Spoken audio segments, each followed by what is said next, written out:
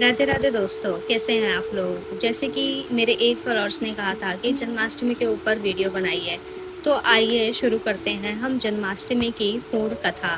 कैसे श्री कृष्ण का जन्म हुआ, कैसे उन्होंने कंस का वध किया। आइए शुरू करते हैं। कल्पना कीजिए, मथुरा की जेल में आधी रात का समय है। चारों तरफ अंधेरा है। बाहर बहुत तेज बारिश हो रही है। जेल के पहरेदार गहरी नींद में हैं और उसी कारागार में एक माता अपने नवजात शिशु को जन्म देने वाली है। लेकिन यह कोई साधारण बालक नहीं है। यह वही बालक है जिसके जन्म की प्रतीक्षा देवता भी कर रहे हैं।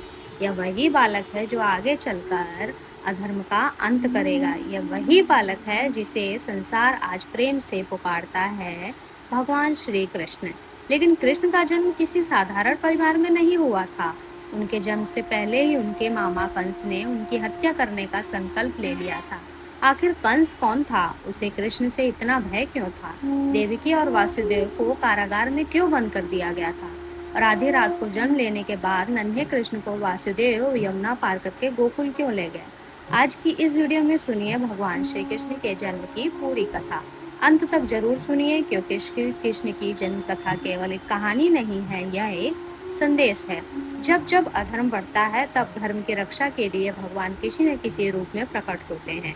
मथुरा की धरती और राजा उग्रसेन की कहानी। बहुत समय पहले की बात है। मथुरा नगरी में राजा उग्रसेन का शासन था। मथुरा समृद्ध थी और वहाँ की प्रजा सुखी जीवन जीती थी। राजा उग्रसेन के पुत्र का नाम था कंस। कंस अत्यंत शक्तिशाली और पराक्रमी था, लेकिन उसके स्वभाव में क्रूरता थी। समय के साथ कंस ने अपने पिता से राज्य छीन लिया और स्वयं मथुरा का राजा बन गया। कंस को अपनी शक्ति पर बहुत घमंड था। वह चाहता था कि पूरी मथुरा उसके आदेश से चले। उसे अपने आसपास किसी ऐसे व्यक्ति की आवश्यकता नहीं थी जो उसके सामने आ सके। इसी समय कंस की बहन थी देवकी। देवकी का विवाह यादव वंश के महान पुरुष वसुदेव से हुआ। देवकी और वासुदेव का विवाह मथुरा में बड़े उत्सव के साथ हुआ। कंस अपनी बहन देवकी से बहुत प्रेम करता था। विवाह के बाद कंस स्वयं देवकी और वसुदेव को उनके घर छोड़ने के लिए रथ लेकर चला गया।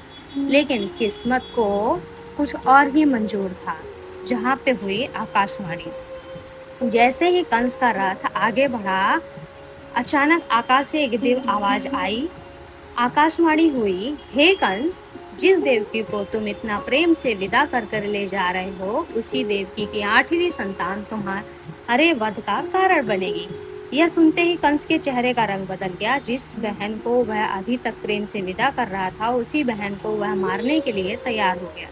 कंस ने तलवार निकाली और देवकी की ओर बढ़ा। वसुदेव ने उसे रोकते हुए कहा, देवकी को मारने से तुम्हारा भय समाप्त नहीं होगा।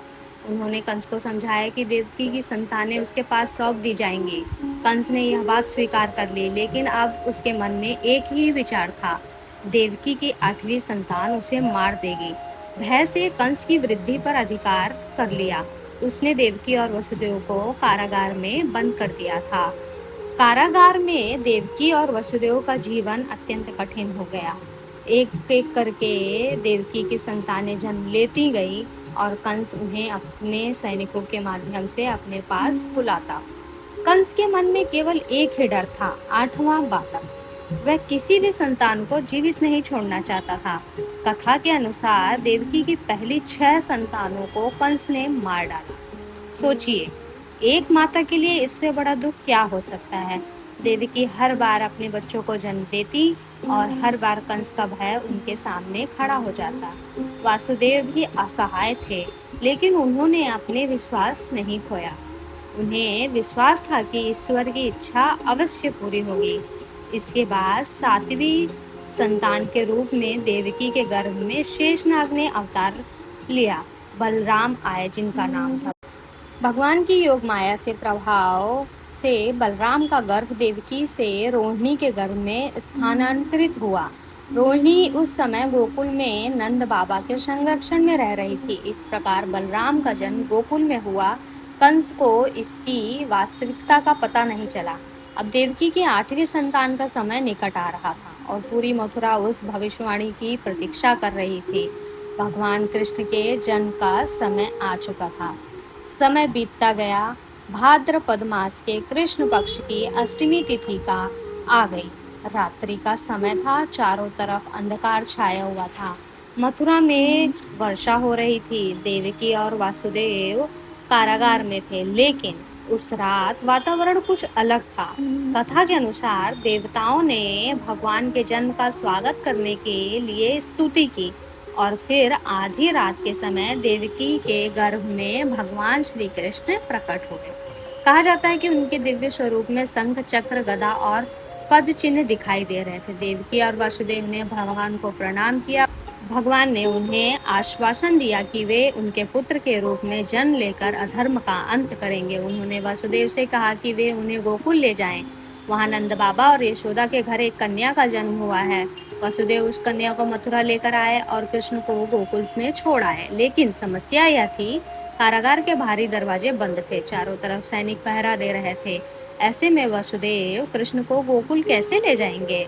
फिर अचानक क्या हुआ, भगवान की लीला शुरू हो गई। कथा के अनुसार कारागार के सभी पहरेदार गहरी नींद में सो गए। लोहे की जंजीरें अपने आप खुल गई, कारागार के दरवाजे खुल गए। वासुदेव ने नन्हे कृष्ण को एक टोकरी में रखा।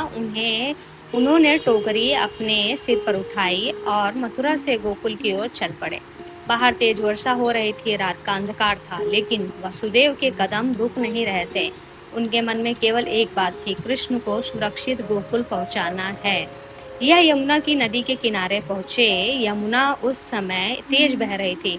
वसुदेव के सामने अब एक और कठिन परीक्षा थी। उन्हें नदी पार करनी थी। उन्होंने कृष्ण को सिर के ऊपर उठाया और यमुना में प्रवेश किया। अब वहां पे शेषनाग की छाया मिलती है। बारिश लगातार हो रही थी।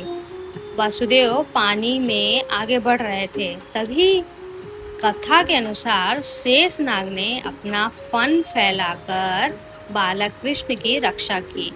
तेज बारिश के बीच शेषनाग ने कृष्ण के ऊपर छत्र की तरफ अपनी फन की छाया कर दी। वसुदेव धीरे धीरे यमुना पार करने लगे। कहा जाता है कि यमुना ने भी भगवान के चरणों को स्पर्श किया और फिर उनका मार्ग आसान हो गया। वसुदेव नदी पार कर गोकुल पहुंचे। वहां नंद बाबा के घर यशोदा माता ने एक कन्या को जन्म दिया था। यशोदा उस समय गहरी नींद में थी। वसुदेव ने कृष्ण को उनके पास सुला दिया और वहां जन्मी कन्या को अपने साथ लेकर मथुरा की ओर वापस चल पड़े। वसुदेव वापस कारागार में पहुंच गए। उन्होंने कन्या को देवकी के पास रख दिया। कुछ ही समय बाद पहरेदारों को पता चला कि देवकी की संतान का जन्म हो गया। उन्होंने तुरंत कंस को सूचना दी। कंस दौड़ता हुआ कारागार में पहुंचा। उसने उस नवजात कन्या को देखा। उसे लगा कि यही देवकी की 8वीं संतान है। कंस ने उस बच्ची को उठाया, लेकिन तभी वह कन्या उसके हाथों से निकलकर आकाश में चली गई और उसका दिव्य रूप प्रकट हुआ। उसने कंस से कहा, जिससे तुम्हें भय है वह जन्म ले चुका है और सुरक्षित स्थान पर पहुंच चुका है। यह सुनकर कंस के होश उड़ गए। उसे समझ आया गया कि भविष्यवाणी सच हो चुकी है। लेकिन कृष्ण अब मथुरा की जेल में नहीं थे, वे गोकुल पहुंच चुके थे। गोकुल के सुबह हुई। गोकुल में जब लोगों को पता चला कि नंद बाबा के घर पुत्र का जन्म हुआ है, तो पूरे गोकुल में खुशी छा गई। नंद बाबा आनंद से भर उठे। गोपियां बधाई देने आने लगी, ढोल बजने लगे, माखन मिश्री बाटी जाने लगी। हर तरफ उत्सव था। यशोदा माता ने जब बालक कृष्ण को देखा तो उनका हृदय प्रेम से भर गया। किसी को नहीं पता था कि यह बालक साधारण नहीं है।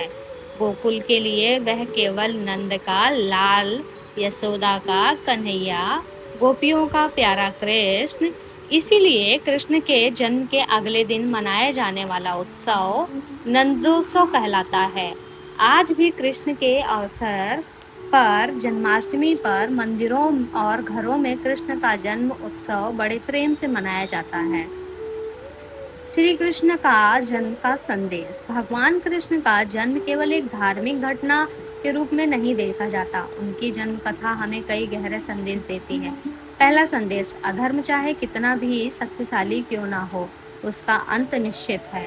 कंस के पास शक्ति थी, सत्ता थी, सेना थी, लेकिन वह अपने भय से हार गया। दूसरा संदेश, ईश्वर पर विश्वास कठिन समय में नहीं छोड़ना चाहिए। देवकी और वसुदेव ने असीम पीड़ा सहन की, फिर भी उन्होंने अपना विश्वास नहीं खोया। तीसरा संदेश, अंधकार के बाद प्रकाश अवश्य आता है।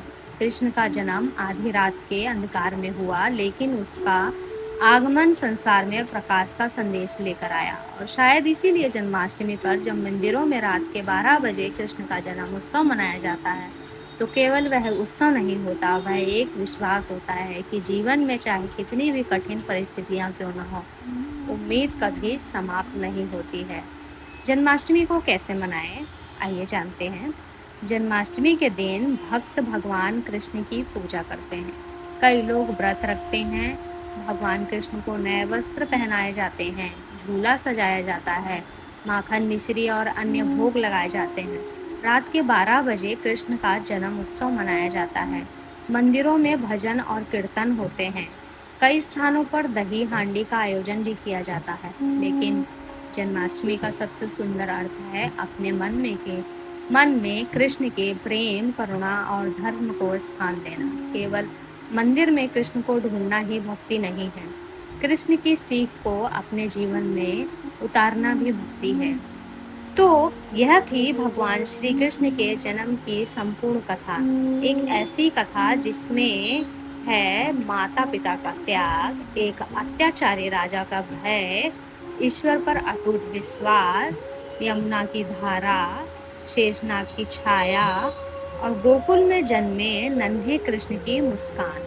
कृष्ण हमें सिखाते हैं, जब जीवन में अंधकार हो तो उम्मीद मत छोड़िए, जब अन्याय सामने हो तो सत्य का साथ मत छोड़िए, और जब कठिन समय आए तो भगवान पर विश्वास बनाए रखिए। इस जन्माष्टमी भगवान श्री कृष्ण से यही प्रार्थना करें, हमारे मन से अहंकार दूर करें, हमारे जीवन में प्रेम भरें, हमें सत्य और धर्म के मार्ग पर चलने की शक्ति दें और हमारे परिवार में सुख, शांति और समृद्धि बनाए रखें। अगर आपको श्री कृष्ण भगवान की यह कथा पसंद आई है तो वीडियो को लाइक करें, चैनल को सब्सक्राइब करें और कमेंट में लिखें जय श्री कृष्ण। और इस वीडियो को अपने परिवार और दोस्तों के साथ शेयर करना ना भूलें। राधे राधे, जय श्री कृष्ण।